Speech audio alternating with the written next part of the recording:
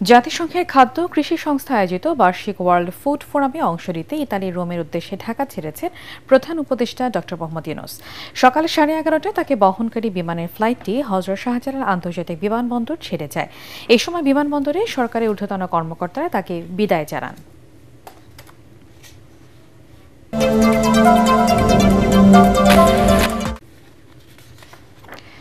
স্বপ্নকে বাস্তবে রূপ দিতেই তরুণদের দূরদৃষ্টি সম্পন্ন ও সাহসী হওয়ার আহ্বান জানিয়েছেন প্রধান উপদেষ্টা ডক্টর মোহাম্মদ ইউনূস।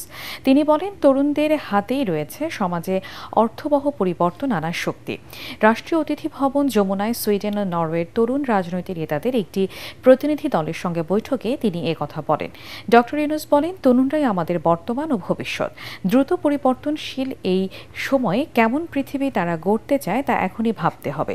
তিনি জানান, রাষ্ট্র সংস্কারে তরুণদের দাবিতে ঐক্যমত্য কমিশনে 30টিরও বেশি রাজনৈতিক দল অংশ নিয়ে জুলাই চার্টারের খসড়ায় একমত হয়েছে, যা এ মাসেই স্বাক্ষরিত হবে। সুইডেনের রাষ্ট্রদূত নিকোলাস উইক্স ও নরওয়ের হাকন গুল ব্রাটসেনের নেতৃত্বে এই প্রতিনিধি দলে ছিলেন দুই দেশের বিভিন্ন রাজনৈতিক দলের তরুণ নেতারা।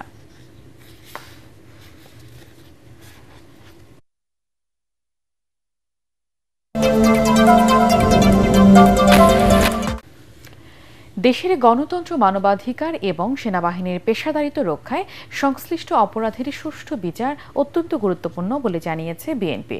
গুম সংক্রান্ত মানবতাবিরোধী অপরাধের মামলায় সাবেক ও বর্তমান কর্মকর্তাদের বিরুদ্ধে এখনও গ্রেপ্তারি পরোয়ানা জারি হওয়ার প্রেক্ষিতে দলের সিনিয়র যুগ্ম মহাসচিব স্বাক্ষরিত বিবৃতিতে এই কথা জানানো হয়।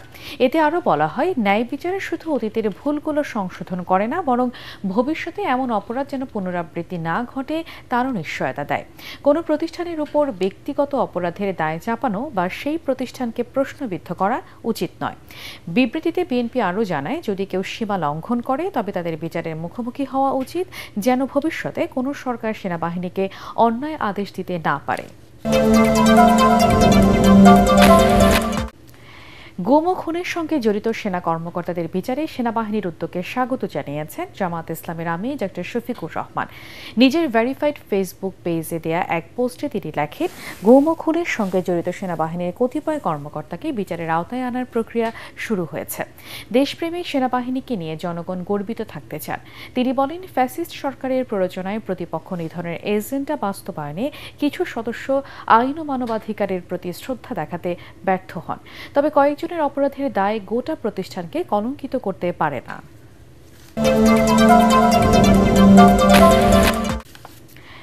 শুরু হয়েছে দেশব্যাপী 5 কোটি শিশুকে বিনামূল্যে টাইফয়েড টিকাদান। ভিকারুননিসা স্কুল অ্যান্ড কলেজে আনুষ্ঠানিক উদ্বোধন করেন প্রধান উপদেষ্টার বিশেষ সহকারী অধ্যাপক ডক্টর সাইদুর রহমান। তিনি বলেন, শিক্ষার্থীদের মনে মানবিক মূল্যবোধ জাগ্রত করতে ও টাইফয়েডের মৃত্যুর হার শূন্যে নামিয়ে আনতে এই উদ্যোগ।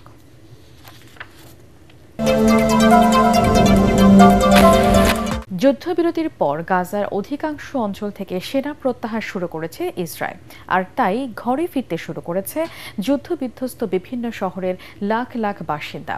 শনিবার এক প্রতিবেদনে এমনটাই জানিয়েছে গাজায় কর্মরত সাংবাদিকরা। প্রতিক্রিয়া আগামী সোমবারই সব জিম্মি মুক্তি পাবে বলে জানিয়েছেন মার্কিন প্রেসিডেন্ট ডোনাল্ড ট্রাম্প। সেই সাথে মিশরে হামাস ইসরায়েল চুক্তি স্বাক্ষর অনুষ্ঠানে যোগ দেবেন বলেও জানিয়েছেন তিনি। তবে চুক্তি হলেও গাজায় কোনো ধরনের বিদেশি অভিভাবকত্ব মেনে নেওয়া হবে না বলে ঘোষণা দিয়েছে ফিলিস্তিনের স্বাধীনতাকামী সংগঠন হামাস, ইসলামিক জিহাদ এবং the popular front for the liberation of Palestine PFLP। এদিকে গাজায় দ্রুতই প্রয়োজনীয় ত্রাণ পাঠানো হবে বলে জানিয়েছে জাতিসংঘের সাথে সংশ্লিষ্ট বেশ কিছু সংস্থা। তাদের দাবি, অনুমতি পেলে প্রায় 6,000 ত্রাণবাহী ট্রাক গাজায় প্রবেশ করতে প্রস্তুত রয়েছে।